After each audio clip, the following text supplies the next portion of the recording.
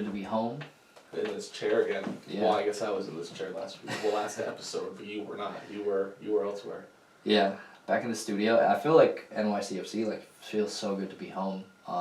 Back on home turf, whether it's Citi Field or Yankee Stadium or Post 90 Podcast, you're gonna get better quality when you're playing in front of the fans at home. Yeah, definitely. And I mean, there's even controversy about, not controversy, but just conversation surrounding the feel of Citi Field versus Yankee Stadium. And that's something that we've echoed for a long time. Yeah. Not all of Twitter after the Citi Field game was people being like, hey, we like this better. Yeah, that was pretty nice. Yeah. Aside from traveling, which I will say, as a Connecticut fan, we're going to hate our lives if we played more games at Citi Field. Right. It took no shorter than 2.5 hours to get there. Like, literally, leave at 1:30, we showed up to the stadium like 4:05. Yeah, that's not great. And like an hour of that was straight up bumper to bumper traffic. Had to cross the Whitestone Bridge, I believe it's called. $10 toll both ways. Oh, nice. $20 to move in your car. So you did pay for the game then. Not to count the gas. Yeah. Which isn't going down. But at least it was a good game. It was a wonderful game to be at. And that's one we haven't talked about on mics yet with the traveling to the two games that I just did. Obviously you guys saw an episode that was virtual. That happens every once in a while. Yeah. And then also you may have heard us on Blue City Radio, which you haven't heard from us since then on our own show. But I think even still, I know like with a lot of NYCFC podcasts, it's sort of like a here and now thing because all of us are staying on top of it like week by week and we're bringing up new topics. But I do feel like that's one that you could potentially go back and listen to because it was a lot of theory stuff like how do you feel about this player and if Taty goes, what is the situation going to be, and some cool conversations with Mike and Mike over there. Yeah, but not the two from ESPN. No, like I told them, they're taking over the Mike and Mike market for sure. Yeah. But yeah, I mean there was stuff, us talking about players and theories and stuff like that. But there's also we don't really take a step back and kind of talk about ourselves or our story or anything like that, and we got to tap into that a little bit on there too. So if there's any interest in that, that's going to be touched on a little bit on there too. Yeah, and that was our first appearance, first time that somebody had asked us to come on another NYCFC podcast, which is super cool, of course, because we've always had Michael Allen on here, like the most we've ever had a guest. And we may have room for other men named Michael on this on this show. I would say definitely. I would say so. We have a short list that's actually a long list of people that we're planning on bringing on, so we got summer targets. Yeah, at some point we're gonna hit one, and then it's just gonna be like episode of different people. So stay tuned for that. Thankfully the community's blessed to have like a lot of good voices in it that know what they're talking about and are willing to just get on a mic and talk about it. Create a community, really. Yeah. And yeah, I mean, the community that we are in is thriving right now. Mm-hmm. I mean, I don't know well, obviously it's been better because we, at one point, felt the championship win. But this run right now that we're on, it feels just as good. Mm-hmm. Well, I think Joe and Ian today, during the San Jose game, they were talking about how we were a goal away from setting history for the most goals scored in a 3-game period. I believe for the 2-game period of the RSL and the Toronto game, we tied the record for a 2-game. Yeah, 15 would have broken it. But I mean, I'll take 14 goals in 3 games. It's alright if we don't get to 15. Yeah, and I mean... And we had chances, actually, even to get that 15 and beyond, too. So early in the game, though, I mean, it can't be looked over. We looked rough. We looked out of form. We looked like there was a few mistakes that could have led to our demise very, very early. And it was beyond, like I texted you, just starting slow. It was actual mistakes and turnovers that really they could have costed us had that team been better. Yeah, it feels like this season, and maybe more so this year, when you talk about all competitions, we have been more and more looking like a second half team. And not even a second half team, but like 60th, 70th minute on team where, like, I think Joe Tollison said it during the game, right before half. He was like, hey, if anybody's worried right now that we haven't scored a goal yet, just remember last week when we scored, what was it, 5? We also had not scored at this point. At this point, so, yeah. At that point, I was like, okay, that did settle the nerves a little bit. Yeah. What ultimately settled the nerves the most was seeing Maxi get on the field, and I think you tweeted it from the account, was like, let's see if these guys can turn it into a win. That's exactly what they did. Yeah, I mean, Maxi and GP. GP, who was obviously directly involved in his own goal. Maxi and that beautiful Gloster goal. Yeah, I don't know who taught GP to shoot that way with his left foot, but that boy can shoot. Spoiler alert, we talked about GP on Blue City Radio, and I guess I, in a way I'm eating words because I tagged him more as like a support winger, somebody who's looking to, looking for a pass more than a shot, and that's the exact opposite of what we've seen these past 2 games. Yeah, well, you still have to consider that it's a 2-game stretch. Both times he's come in as a sub, and it's so loud with the water, so loud. Nothing like just to derail the whole show. Yeah. No, but he it's been a while since we had a little error like that. Yeah, it happens to the best of us and to the worst of us. We could be either end of that spectrum at any point. Horrible mistakes like that before. But I think, I don't want to make an argument that he could become that support winger that you were talking about, because right now everybody wants to be so hot on him, but... Yeah. I think he's going to be that ultimate winger. If he can score like this... I didn't see that before making those comments, that he had that finish in him. Mm-hmm. That was before both of his goals. That was before both goals. And so, seeing that he can actually finish like that, and he has that mindset of actually wanting to assist and play make, that dude can be a real issue, problem. I think it'll be interesting. If he ends up breaking into the team as a starter, but also, I feel like there's a question of how can he, with Tales, who I think now has 5 assists on the season. Left. Thiago, what is he at? He's at 5 goals, a couple assists himself. Yeah, but I feel like Thiago's contribution, granted GP's as well, but Thiago's contributions are coming more when we're starting to, we've turned the tides already, and we're slamming somebody. Yeah. And he's exploiting, a down bad defense at that point, whereas GP comes on and he actually scores in a way that's he created it himself. Yeah. And I don't know, there is an argument that either could start, in my opinion. No, I would agree, and I think a lot of people would be interested in that, because I think it would be doing GP a disservice if we just keep seeing, he keeps scoring every time we bring him on for 20 minutes, I guess keep it going. Yeah, the Gary Mackay.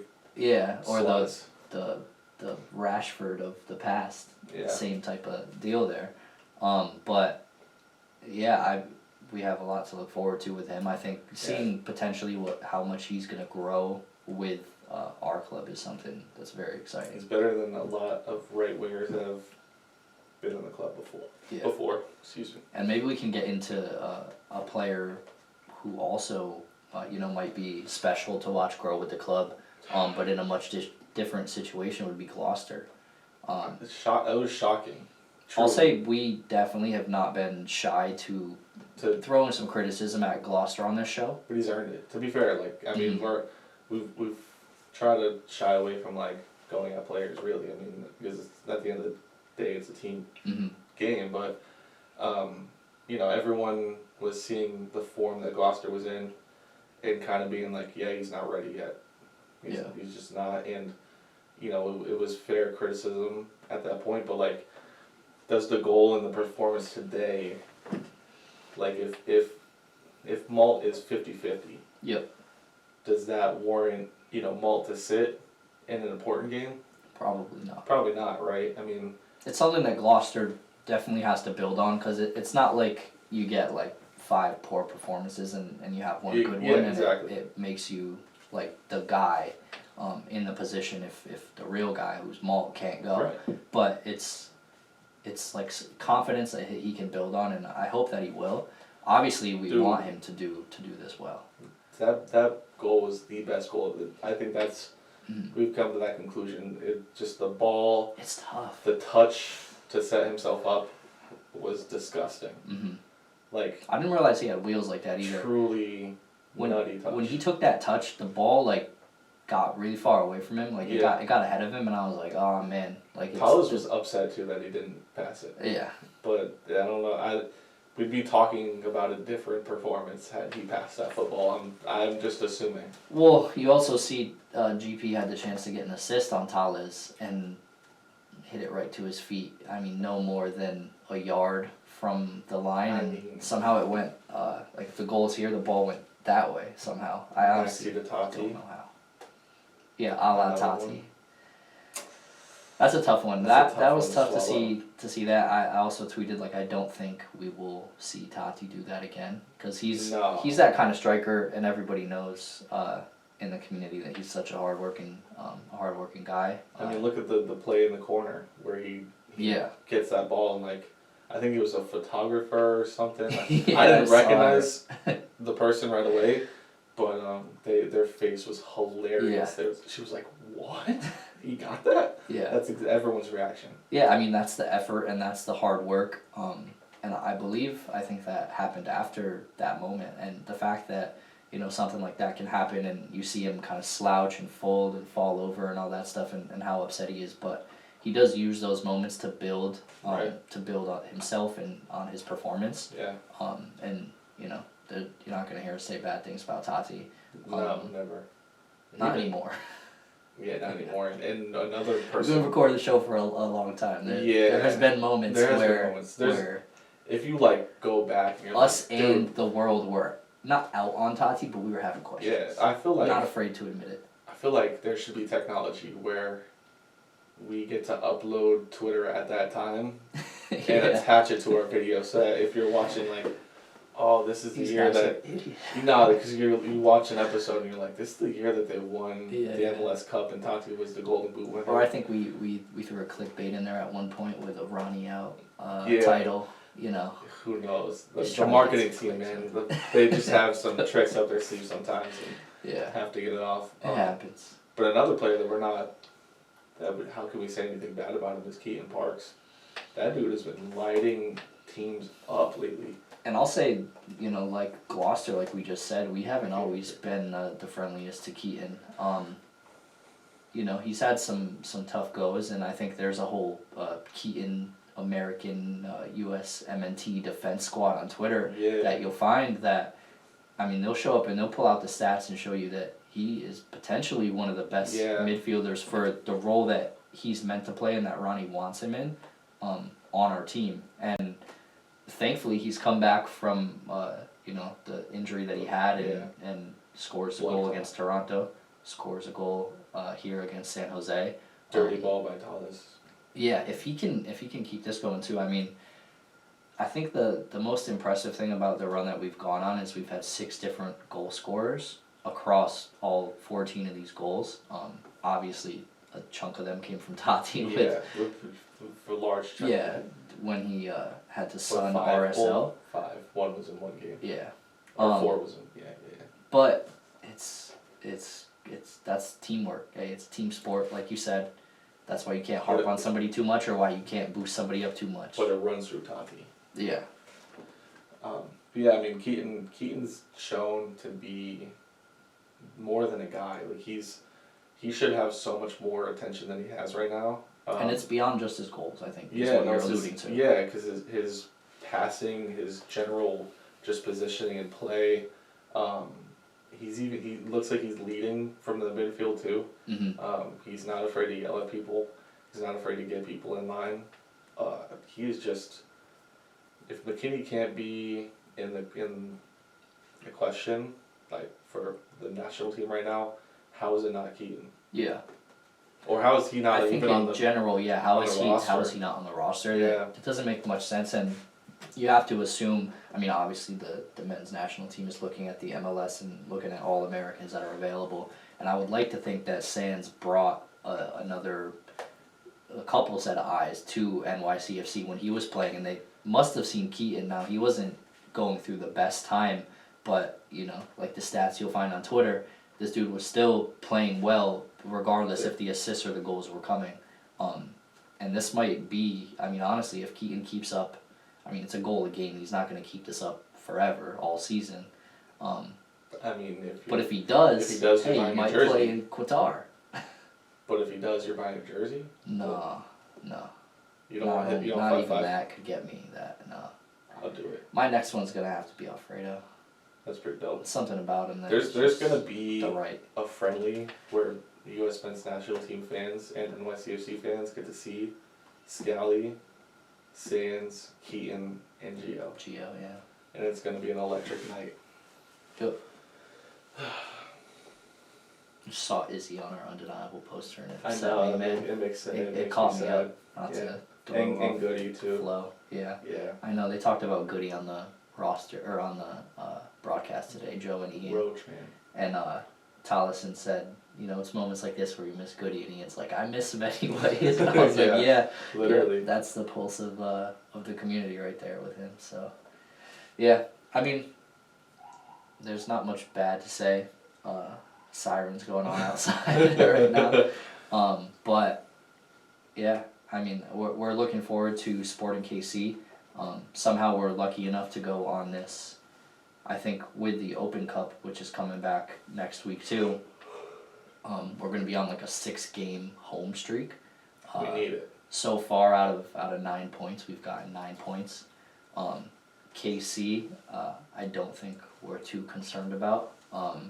But you every know time you say this on this podcast, man. Clip this and put it on Twitter and blame me if something goes wrong. Put it on a poster. Yeah. If he gets that wrong. Yeah.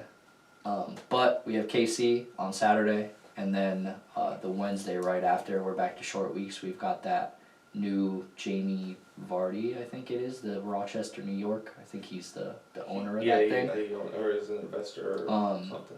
And then after that, another short game. Then we have Columbus at home. So that'll probably be. I thought Toronto might be the toughest of the bunch after they, I think, put us down earlier in the season, but we had to show them who's boss. But yeah, Columbus could potentially be a good one to get out to. But yeah, I mean, I think it was Christian Smith wrapping things up. What's the date on that? May 14th. But it's 7 p.m. That's a tough. I can't do That's it. a toughie. I already can't. Yeah, that's a toughie. 2 days before my birthday, we play Chicago. But that's probably. We're gonna I think my birthday's a Tuesday. Yeah. 14th is Vineyard Day. So we can't do that. But yeah, I think I was saying it was Christian who said from this home game stretch that we should be getting at least 12 points. I think that's easy at this point, and now we'll probably lock that up against KC, and then we'll see what happens with Columbus. Hopefully we're still in this form and still alive in the Open Cup. Yeah, I'm interested to see where we are in the table after this home stretch, and I think we're gonna be in the best place possible. Yeah. Gonna go and win a bunch. Yep. We managed to go over. That'll do it though. Yeah. Thank you guys for tuning in. Thank you if you have followed us on Twitter, if you've subscribed here, ever liked the video, or if you have checked us out from Blue City Radio. That's super cool. Crazy. Hopefully we'll be able to give you some more extra points from Michael on this show in the future, right. So you guys can have us pick their brains a little bit more than what you hear on Blue City Radio every day. Yeah, and just listen to us on the way to work. Yeah. We fit into everybody's commute. Yeah. I don't know how much I want to keep waffling, but we're waffling. I was going to say he mentioned how we were like, you have enough content to listen to on your way to commute with just 20 minutes. Like sometimes people have shorter ones, and he mentioned how he had a 90-minute commute, Michael Onder from Blue City Radio, and then I was like, I have a 40-minute commute. You Yeah. have almost an identical commute to him in like an hour or so. Yep. So yeah, didn't make much sense. I mean, that was like sort of the reasoning, but yeah, I mean, you don't want to listen to just one song on your way to work, do you? yeah. No, we leave room Damn, Swing, for other content. Yeah. You are a salesman, I'll say that. Hey, they pay me good money for it. Yeah. All right. We'll see you guys next week. See ya. Peace.